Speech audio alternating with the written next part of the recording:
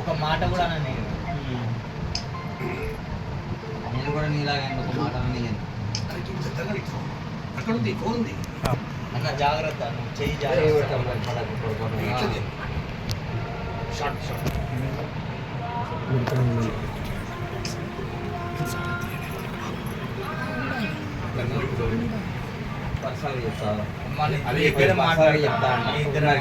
మీరందరూ వెళ్ళండి 5 నిమిషాలు మాట్లాడొచ్చు.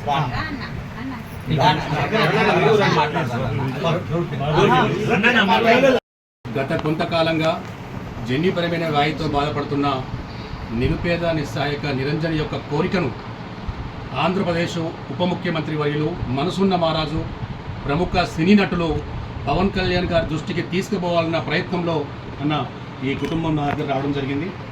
దాంట్లో మెయిన్గా ప్రఖ్యాత ఆధ్యాత్మిక గురువులు ఆ గురువు గారికి నేను చేతులెత్తి నమస్కారం చేస్తున్నాను.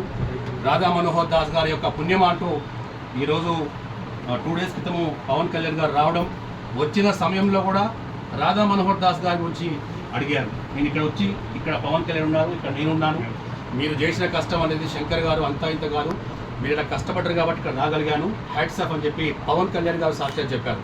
సో మానవతా దృక్పథంతో నేను చేసే ఈ కార్యక్రమంలో అబ్బాయిని ఆనందంగా ఉంచే ప్రయత్నంలో ఒక సోషల్ సర్వీస్ యాక్టివిస్ట్గా నేను 100% విజయం సాధించాలన్నా. ఎందుకంటే రకరకాల వ్యక్తులు వస్తూ ఉన్నారు. ఆ అబ్బాయి యొక్క కోరిక అనేది నెరవేర్చడంలో చాలామంది వాళ్ళు దృష్టి తీసుకెళ్లారు. కానీ అన్ని తానే ముందుండి నేను తీసుకొచ్చిన ఈ ప్రయత్నంలో ఈ పిల్లవాళ్ళు ఎందుకంటే డిఎండి పుచ్చిని మస్కులర్ డెస్ట్రోఫీ అనే ఒక జన్యుపరమైన వ్యాధితో బాధపడే ఇలాంటి అబ్బాయిల గురించి ప్రభుత్వాలు, కేంద్ర ప్రభుత్వాలు కూడా ఈ డిసీజ్ పట్ల ఎక్కువ శ్రద్ధ తీసుకోవాలి.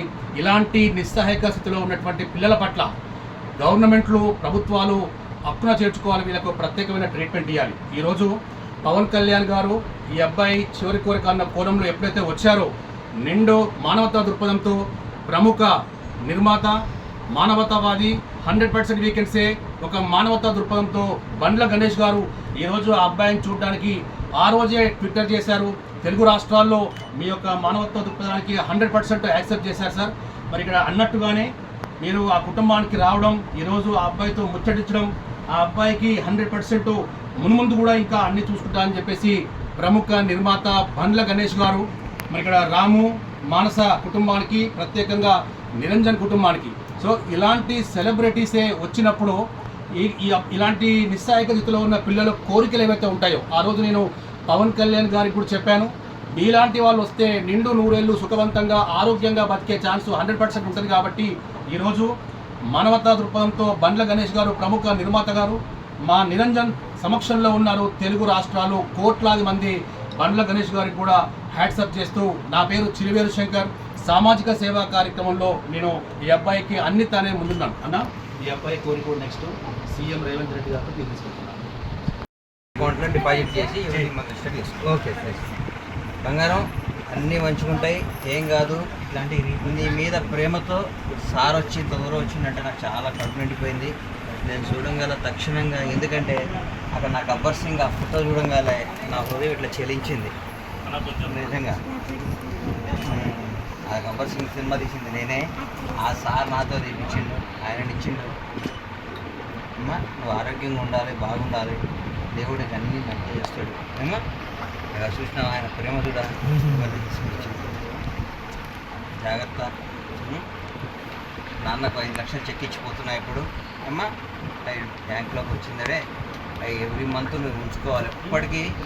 అమ్మా పవన్ కళ్యాణ్ మన అందరం ఇద్దరం